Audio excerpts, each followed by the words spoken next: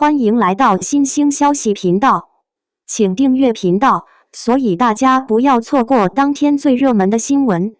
我們今天的時事通訊包括以下內容：白鹿新劇《唐宮奇案》定檔2月，預告片播放量已破2億。這次她不當仙女當女官，在盛唐宮廷破解直指女性命運的連環奇案。2月4部古裝新劇同日開播，預告片總播放量破7億，但爆款可能只有1部。今年2月有點熱鬧，1月還沒過完，4部古裝大劇就已經在預熱賽道上殺瘋了。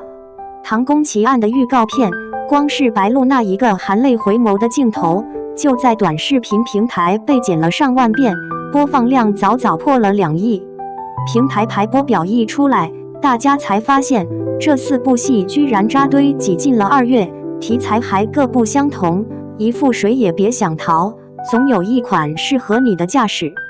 這仗到底怎麼打？我們一步一步來看。唐宮奇案，女人在深宮裡破案，破的是案子也是命。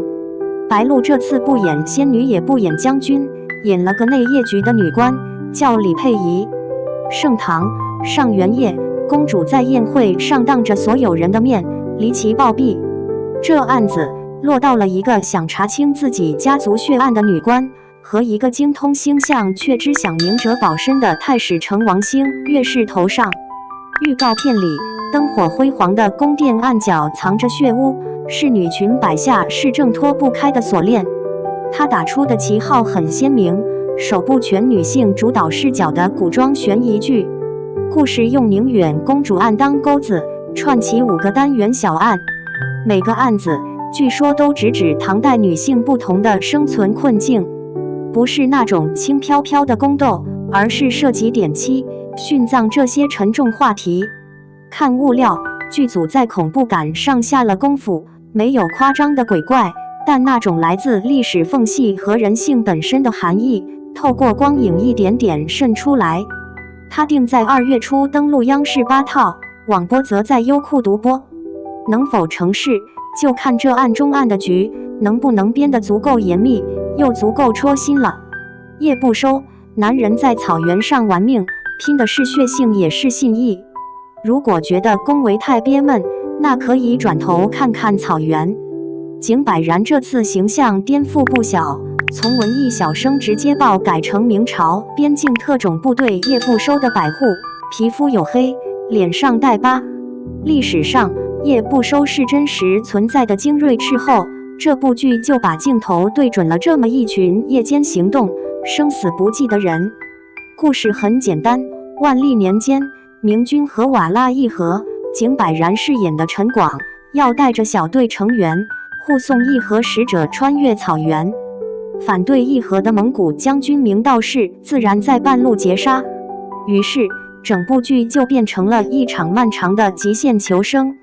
官方說這部劇實戰場景超過70%，感情線幾乎為0。預告裡全是近身搏殺、雪夜潛伏、荒漠追逐，鏡頭語言很電影，冷冽、粗礪。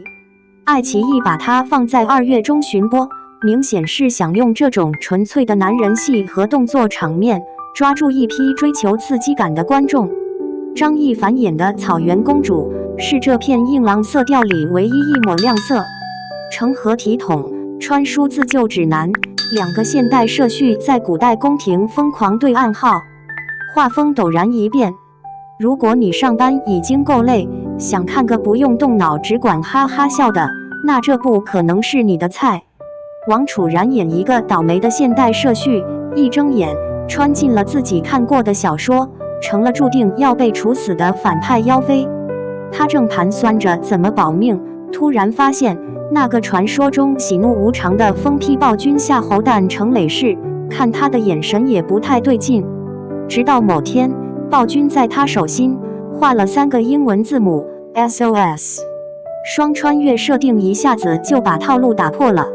表面是昏君妖妃禍亂朝堂，實際是2個現代打工仔在瘋狂互遞眼神，用互聯網黑話交流，背地裡聯手整頓這個荒唐的古代職場。預告片裡黑色幽默不斷，奏折上寫着 PPT 做完了嗎？君臣奏對，猶如職場匯報。他改編自口碑不錯的同名小說，據看過劇本的人說，還原度很高。雖然看起來劇組預算不那麼充足，但巧妙的打光和濾鏡，反而營造出一種精緻又粗糙的獨特喜劇感。愛奇藝在2月初推出它，顯然是用來調節口味、博君一笑的。江湖夜雨十年燈，當佛系俠女撿到的萌新，其實是魔教少主。最後這部把舞台交給了江湖，導演是拍出過爆款《墨雨雲間》的呂浩吉吉，風格一向鮮明。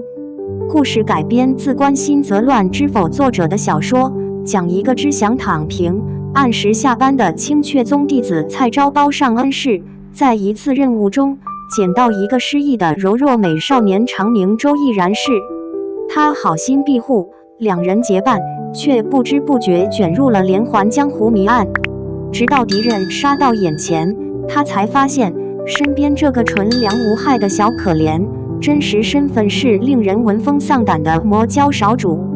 雙強 CP 加身份反轉是他的核心賣點，沒有絕對的善惡，只有立場不同的羈絆。